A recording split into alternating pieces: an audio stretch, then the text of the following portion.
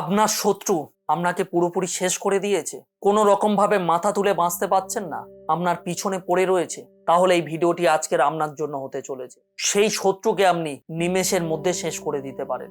কোনো রকম ভাবে আপনার সামনে কখনো আসবে না, সে আপনার থেকে বহু গুণ দূরে চলে যাবে কিংবা তার বড় ধরনের কোনো ক্ষতি হয়ে যাবে। তবে এই কাজ করার আগে অবশ্যই মাথায় রাখবেন, সেই শত্রুর ওপরে আপনি প্রয়োগ করবেন যে কিনা আপনার উপরে চরম ক্ষতি করেছে। যদি আপনি সঠিকভাবে করতে পারেন তাহলে কারোর ক্ষমতা নেই যে এই টোটকাটির ফল আটকাবে।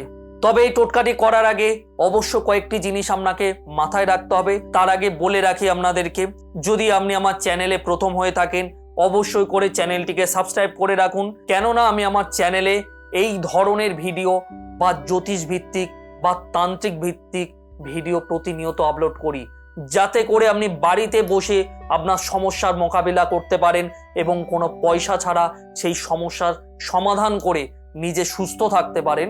সেটার চেষ্টা আমি প্রতিনিয়ত করি। আমি যে শত্রুকে দমন করার কথা বলছি সেই শত্রুকে আপনি দমন করতে পারবেন যদি আপনার চরম ক্ষতি করে থাকে, তবেই কিন্তু আপনি প্রয়োগ করবেন। অন্যথায় যদি আপনি কাউকে ক্ষতি করার উদ্দেশ্যে করেন যে কিনা আপনার কোনো ক্ষতি করেনি, তাহলে কিন্তু বিপদ আপনারই হবে। সেটা আমি আপনাকে আগে থেকে জানিয়ে দিচ্ছি। যে কাজটি আপনাকে করতে হবে, করার আগে যে জিনিসগুলো জোগাড় করতে হবে, একটা কালো বেগুন আপনাকে জোগাড় করতে হবে এবং 3টে সূচ, বড় ধরনের সূচ জোগাড় করতে হবে। ভিডিও শেষে আপনি বুঝতে পারবেন কতটা সূচ লাগবে। আর যেটা করতে হবে, শত্রুর যে কোনো ভাবে একটা ছবির শুধু প্রয়োজন হবে। যেটা করবেন, কোনো শনিবার দিন গভীর রাতে, না হলে কোনো অমাবস্যা, বা না হলে অমাবস্যার আগের দিন কোনো চতুর্দশীতে এই কাজটি আপনাকে সম্পন্ন করতে হবে। কোনো গভীর রাতে, অর্থাৎ মোটামুটি আপনি ধরে রাখেন রাত 10টা-11টার পরে যে কালো বেগুনটা কিনেছেন ভালোভাবে 2 আধখানা করে কেটে নেবেন। কাটার পরে যে ছবিটি আছে শত্রুর, ছবিটার মধ্যে শুধু সেই শত্রুর নামটা লিখবেন। লেখার পরে বেগুনটি যে 2 আধখানা করে কেটেছেন তার মাঝখানে দিয়ে দেবেন। দেওয়ার পরে যে 3টে সূচ আপনি কিনেছেন, সূচগুলো এপার থেকে ওপার পর্যন্ত 3টে সারি দিয়ে গেঁথে দেবেন, যাতে করে বেগুনটি আটকে থাকে সূচের মধ্যে। এই কাজটি যে কোনো রাতের বেলা আপনি কমপ্লিট করলেন, যে কয়েকটি দিন বললাম এর মধ্যে করলে খুবই ভালো ফল হবে। এটা করার পরে আপনার কাছাকাছি কোনো শ্মশানে গিয়ে পুঁতে দিয়ে আসুন যে কোনো দিন। তারপরে দেখুন শত্রুর কি অবস্থা হয়।